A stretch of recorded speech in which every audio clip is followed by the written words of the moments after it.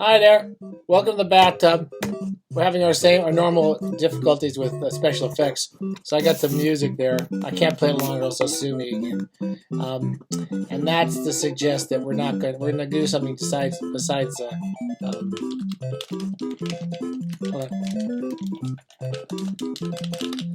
I'm playing video games. So what? I got to turn this off. Did I turn it? Oh, I did. It went off by itself.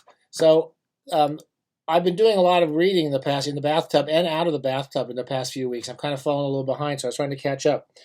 And I'm going to do some several talks about individual writers and then lots of books by those writers because I've been doing essays on different writers. And so I don't like to talk about their books unless I've finished the piece. I'm a little bit tangled up. So I thought this week I'd just talk very briefly. If you're a proper gamer, if you really like computer games and you really know it, so basically if you're under 30, don't watch this. Just don't even turn this on. Just don't listen to it because I don't know anything about gaming except I played a lot. When my son was little, I used to play with him all the time. And then when he wasn't around, I used to play just as much. And I got kind of hooked on lots of games. And about 4 years ago, I used to play a lot of the things you heard, the Mario stuff. And I used to play Pikmin. I used to like mainly the GameCube stuff. I used to play all the Mario games and most of those. And Pikmin was one of my favorites. And they were stories, but they were more like kind of accumulating noise and effects and coins and stuff like that. And Pikmin, which was one of my favorite all-time games, was a story, but it was and it was involved in creating your own world and creating these little creatures and attacking things. And I didn't really play the narrative games very much. The narrative games were not really of interest to me. My son wasn't interested. We played a few of these kind of games, like I remember there's 2 for 1 or whatever. We used to play these kind of occasionally these shooter games, or games where you go out and shoot zombies, but very rarely. Mainly we played games like that and Mario Baseball and stuff like that. And I used to, and Ratchet and Clank was the closest to narrative games that I really liked. I used to I a couple of times experiment when I was teaching, making my students play who were not kind of the gaming generation, making them play some of these games for the stories. So we could talk about the stories because the stories are pretty good. And you can't play them in the bathtub. I guess technically you could, but you kind of look ridiculous. And the old Ratchet and Clank games, which I have to say I still love.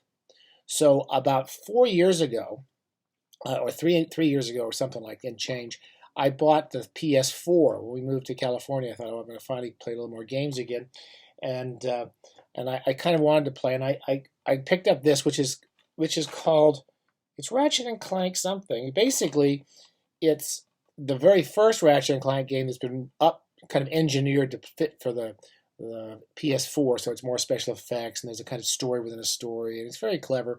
And then they have new cartoons. But the cartoons and the actual story, there's a plot, and it runs through the stories.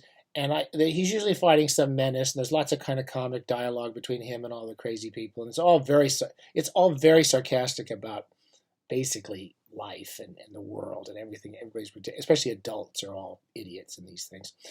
And they're really quite lovely games. So if you have kids, you might want to play these games. But since I came here, I wanted to get all these games. I was going to play some of these things. So my favorite was Fallout. It's not really a narrative story. It's a sort of open-ended narrative story where you create your own universe or your own world on this future horrific post-apocalyptic. We should be so lucky, basically, if after the apocalypse that we're rushing towards every day. It was as much fun as this one, and it's basically a nuclearized landscape and everyone's dying and mutated. But it's a brilliant game. What can I say? So that's a long way of saying, very brief. I wanted to lead into the game that I played and finished this week.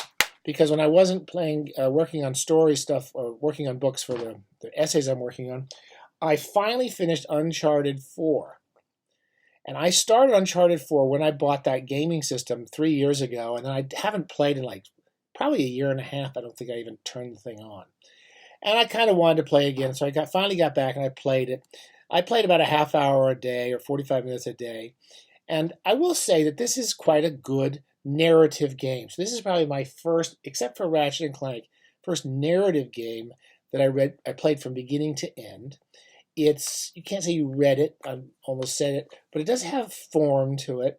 It has good dialogue. It's a silly adventure. Everyone's running all over the place. You can.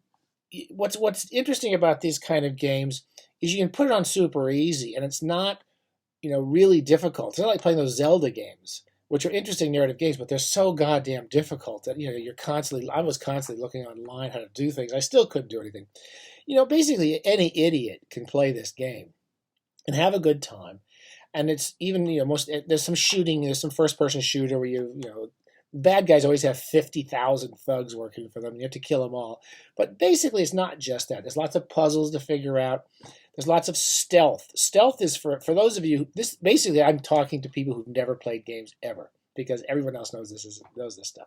Stealth stuff I've never liked. My son used to play. I love the stealth games. I don't. You sneak up on people and then you stab them. Basically, they're really gruesome, horrible things. This is not a kind of dark game. It's very much a kind of Indiana Jones, young guy and his girlfriend go off. There's lots of witty dialogue between them. The dialogue is very fun and very fresh. And there's a little cast of characters, and there's a narrative between him and his brother. And it starts off with him and his girlfriend living in this house, and they have this adventure. And then there's actually an epilogue at the end. So it has total form. It has all the form of a good story and a good narrative. And at the end, it takes its time concluding the story, where you meet the daughter, etc., and so forth. So it's a nice game. And I think even with some of the shooting, it's not a horribly violent game. It's a nice game to play with your kids, or play by yourself if you've never played them. It's pretty easy. You can figure it out. I could figure it out. There's not lots of the stuff that I find difficult. I went back and I started this. This is called The Last of Us. All the gamers played this 4 or 5 years ago. I started playing it around when I bought the system, and I've decided to go back to it. It's a good game, very technically well made. It's got a very dark story, like most of these zombie stories. And we're basically at the end of the world. And there's a lot more kind of gross violence. It's sort of the stealth when you stab zombies and so forth, which I'm kind of getting over a little bit and trying to get to understand how to work it.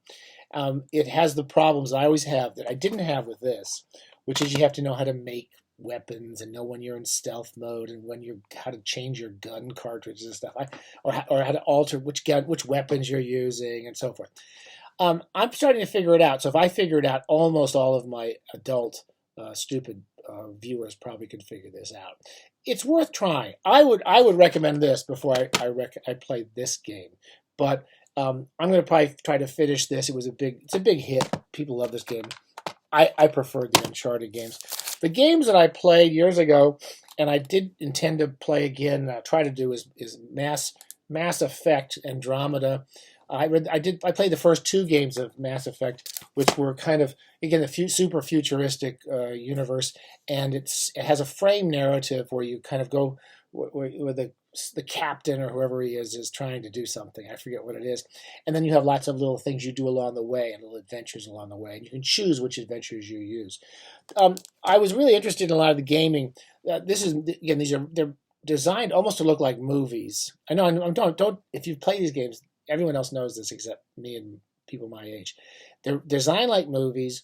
They have lots of cut scenes, so you get to certain places. Sometimes you just walk a few feet, and there's another cut scene.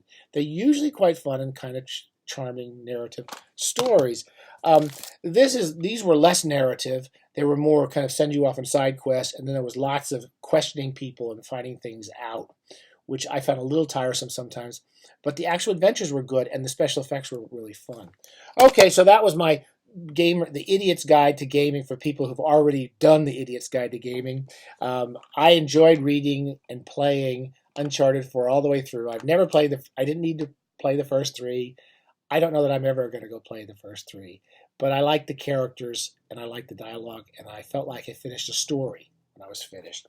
Okay, happy reading, bathing, and gaming, because basically, for a half hour a day, we need to shut our brains off because the fucking world's falling apart. And you do need a little break before you get up tomorrow and try to do whatever the hell we're trying to do.